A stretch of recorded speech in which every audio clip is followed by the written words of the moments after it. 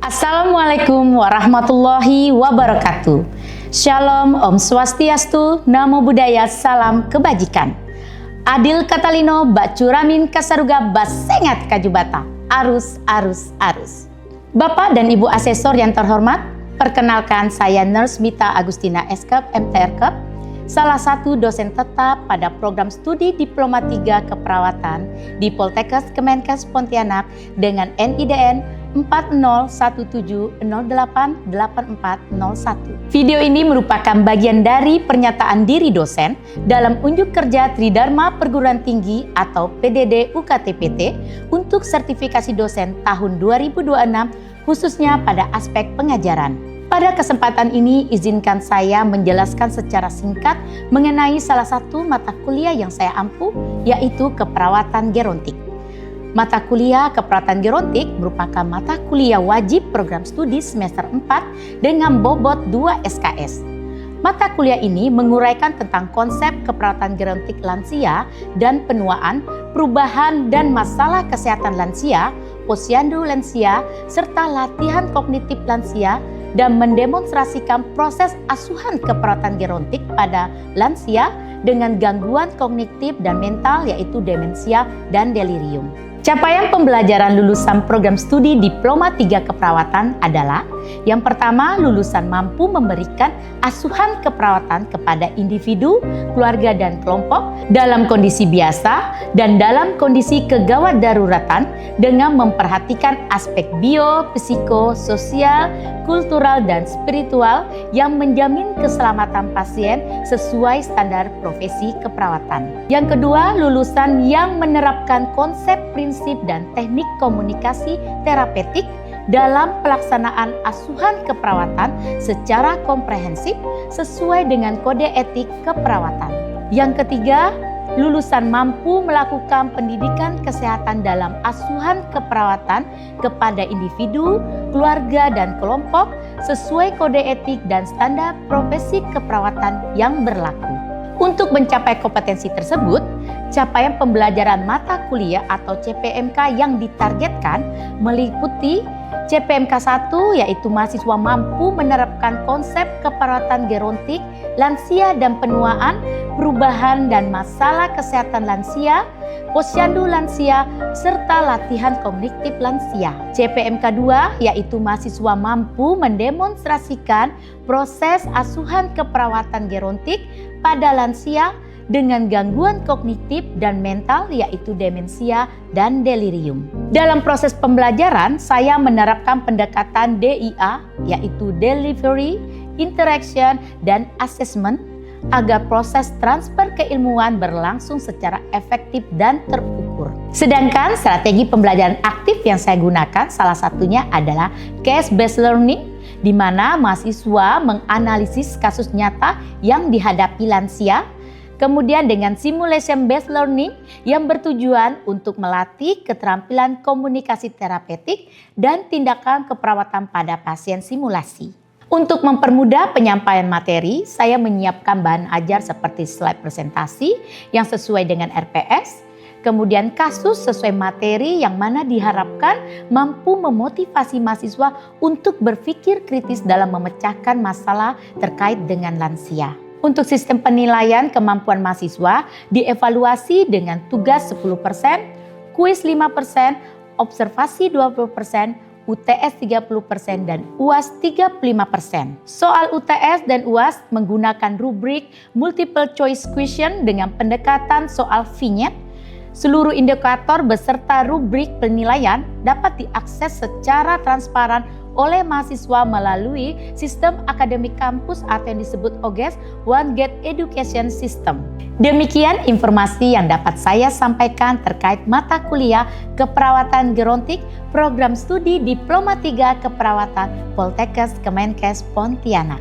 Selanjutnya, Bapak dan Ibu Asesor yang saya hormati, mari kita simak bersama cuplikan proses belajar mengajar yang saya laksanakan pada materi asuhan keperawatan gerontik. Selamat menyaksikan. Assalamualaikum warahmatullahi wabarakatuh. Waalaikumsalam warahmatullahi wabarakatuh. Selamat siang semuanya. Siang, Ibu. Oke, gimana kabarnya hari ini? Alhamdulillah baik, sehat ya. Baik, ini pertemuan kita yang kelima ya. Jadi sebelum kita mulai pertemuan kita yang kelima ini, silakan Anda mengisi absensi kalian masing-masing di akun OGES kalian ya. Oke, sudah ya? Sudah, oke, hadir semua ya. Oke, kita lanjut. Sesuai dengan yang di RPS bahwa pertemuan kelima ini adalah pertemuan materi tentang asuhan keperawatan gerontik. Ya, kalau kalian lihat ada saya, ada yang lebih tua. Nah, inilah contoh. Contoh pada saat saya nanti berumur 80 tahun, insya Allah masih tetap cantik ya. Pertemuan kemarin kita membahas tentang apa itu lansia. Apa itu lansia? Boleh salah satu menjawab? Izin Bu. Orang yang umur lebih dari 60 tahun. Ya, betul ya. Jadi seseorang yang sudah berumur lebih dari 60 tahun itu dikatakan seorang lansia. Nah, bagaimana seseorang lansia atau seorang yang sudah berumur di atas lebih dari 60 tahun itu masuk dalam asuhan keperawatan gerontik? Jika dia tidak hanya sakit dalam arti medis tetapi juga mengalami penurunan, penurunan fungsi tubuh. Ya, kemarin kita sudah mempelajari fungsi tubuh apa saja dari pendengaran, penglihatan, bahkan daya ingat juga akan mengalami penurunan. Oke, hari ini kita akan mempelajari asuhan keperawatan gerontik, bagaimana proses asuhan keperawatan pada gerontik.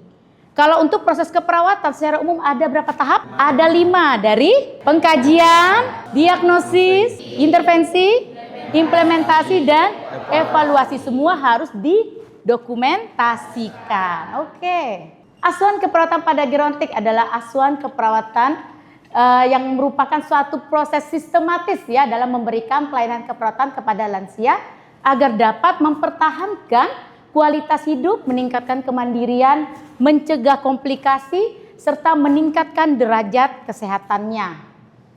Ya, ini tadi tahapan proses yang sudah Anda sebutkan ya. Ada pengkajian, diagnosis, intervensi, implementasi, hingga evaluasi yang semuanya harus didokumentasikan dengan baik. Pengkajian itu merupakan dasar dari seluruh proses keperawatan ya. Ada tujuannya mengetahui kondisi kesehatan lansia, kemudian kita menentukan masalah kesehatan, menentukan kebutuhan pelayanan. Oke, kita apa saja sih yang masuk dalam pengkajian, yang penting dalam pengkajian untuk keperawatan gerontik? Nah, yang pasti ada data biografi, kita tanyakan nama, umur, menikah atau tidak. Karena kalau dia tidak menikah, mungkin dia akan mengalami merasa kesepian ya. Oke, kemudian riwayat rekreasi penting tidak? Iya, itu untuk bagaimana dia menyeimbangkan bahwa antara istirahat dan kemudian dia melakukan pekerjaan itu juga penting. Oke, kemudian ada riwayat kesehatannya. Riwayat kesehatannya pernah sesak atau sakit atau dia merasa apa yang dikeluhkannya. Kemudian termasuk juga dengan tanda-tanda vitalnya.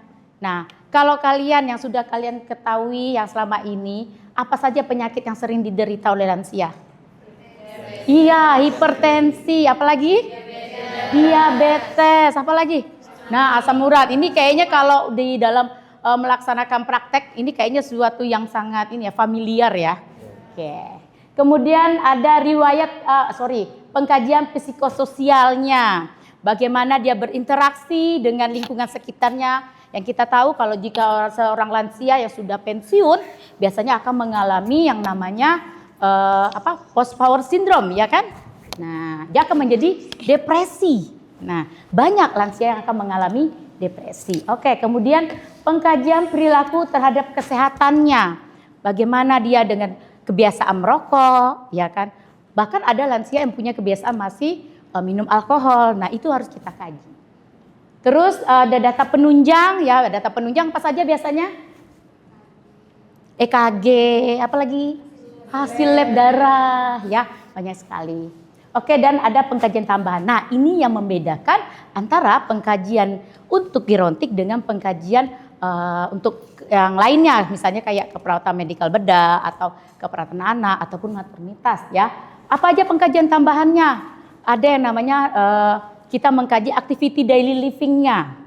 Ya kan, bagaimana dia memenuhi kebutuhan aktivitasnya. Kemudian ada yang namanya resiko jatuh.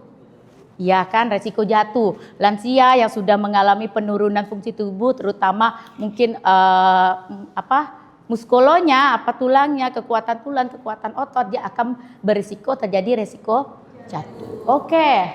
Kemudian ada juga beberapa yang lain seperti depresi scale, ya kan. Kemudian apa lagi? Ya, status nutrisi ini penting karena tadi lansia mengalami penurunan menelan misalnya, ya kan? Oke. Lanjut.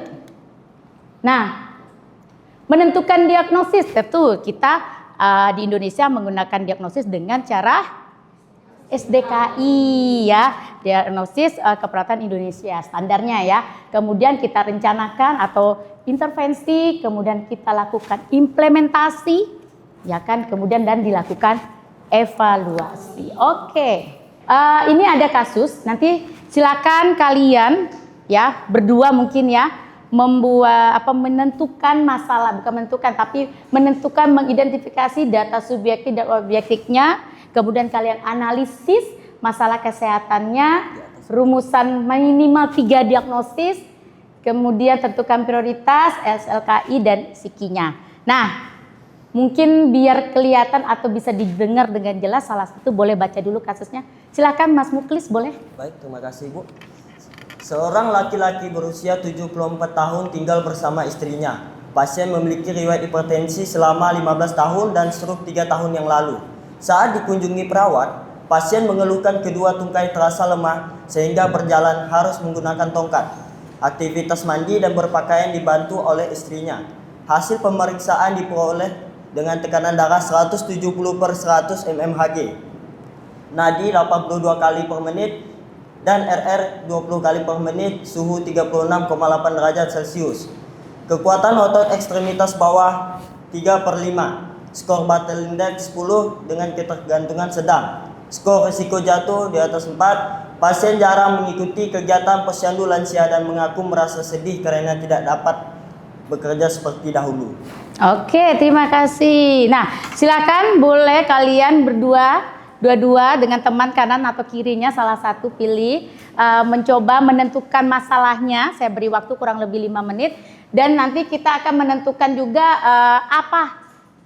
intervensi atau perencanaan dari kasus tersebut. Oke, saya beri waktu kurang lebih 5 menit, dipersilakan. Ya, silakan sambil dibuka SDKI-nya, dilihat SDKI-nya, dilihat psikinya, dilihat SLKI-nya, ya. Udah punya semua kan aplikasinya, silakan dicoba.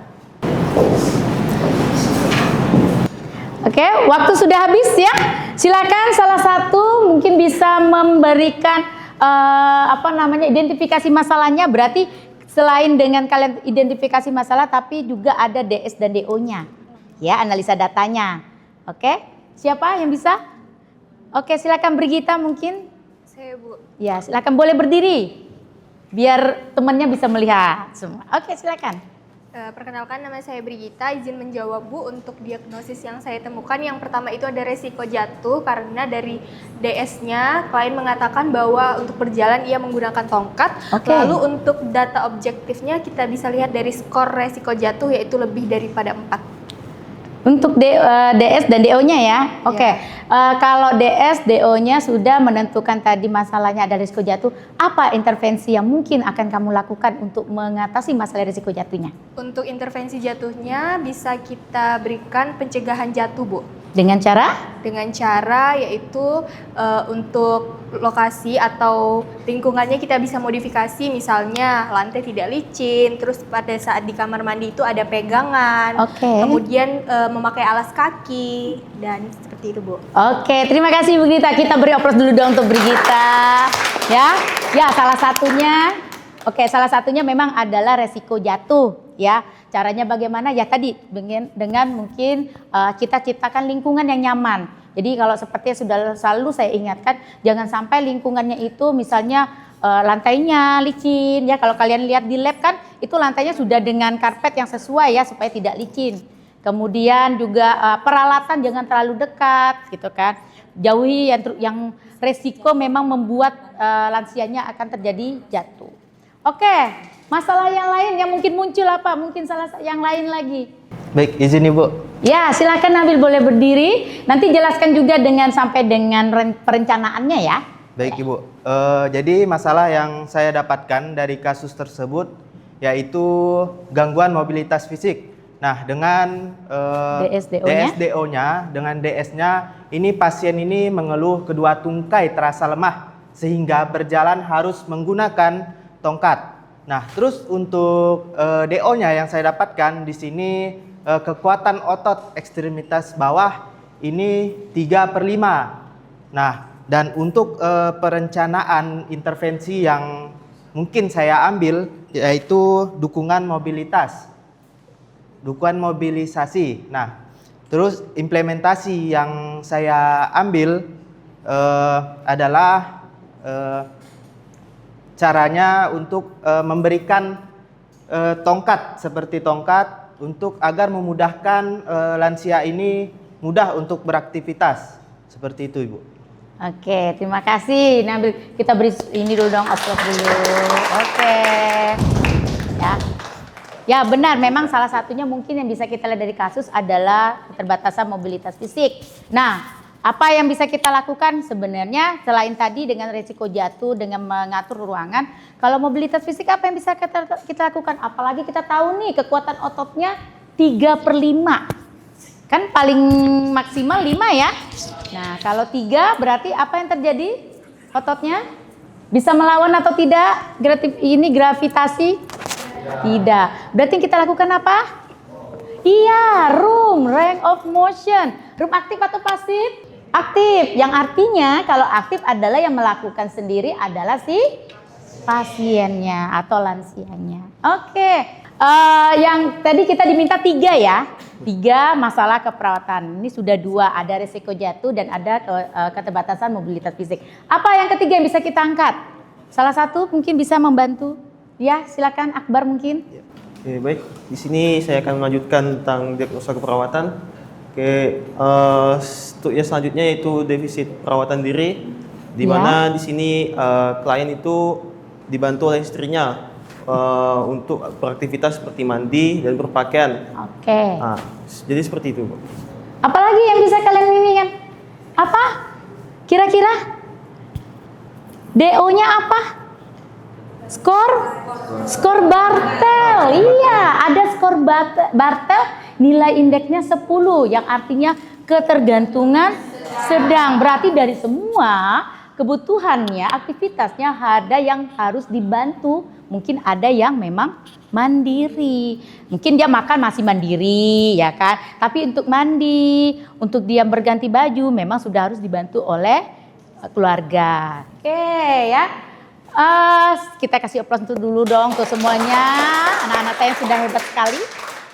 Oke, tadi kita sudah sampai ke sebenarnya kalau mau dilengkapin mungkin butuh waktu ya lagi ya.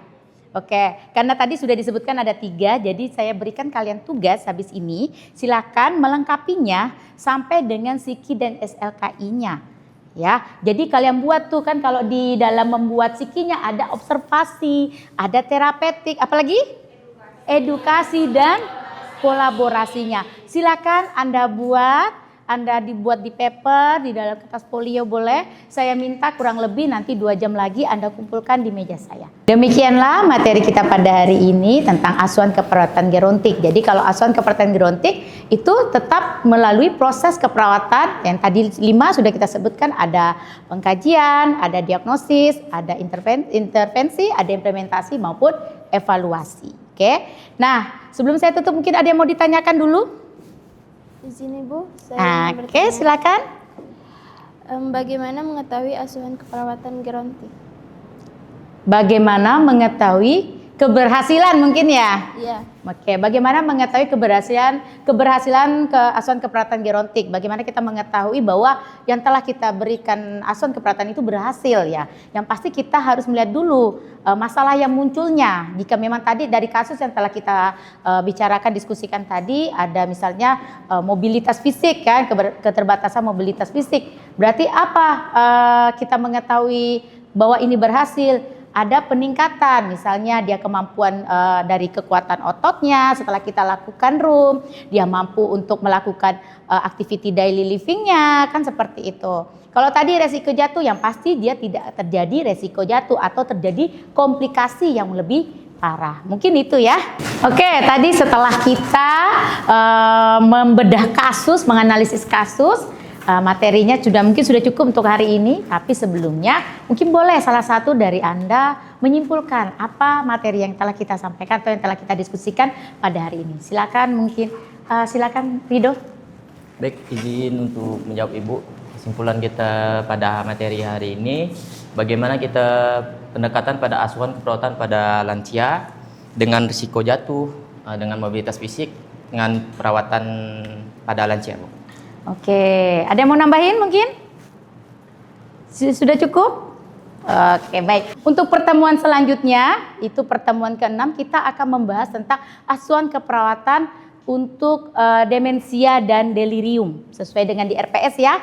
Nah, silakan Anda boleh mulai membaca di dalam evidence base-nya ataupun mencari buku literatur di dalam perpustakaan. Apa itu delirium? Pasti sudah pada tahu. Apa itu demensia? Sudah tahu. Tapi bagaimana melakukan perawatan dengan demensia dan delirium? Mungkin itu saja dari saya. Terima kasih perhatiannya untuk hari ini. Saya akhiri. Wabillahi taufiq wal hidayah. Wassalamualaikum warahmatullahi wabarakatuh. Selamat siang semuanya. Waalaikumsalam warahmatullahi wabarakatuh. Terima kasih, Bu. Demikianlah cuplikan proses belajar mengajar yang saya laksanakan secara klasikal.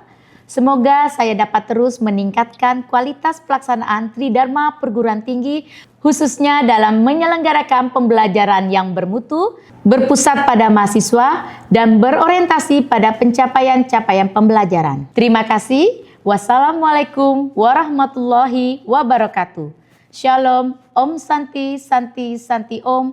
Namo Buddhaya, salam kebajikan.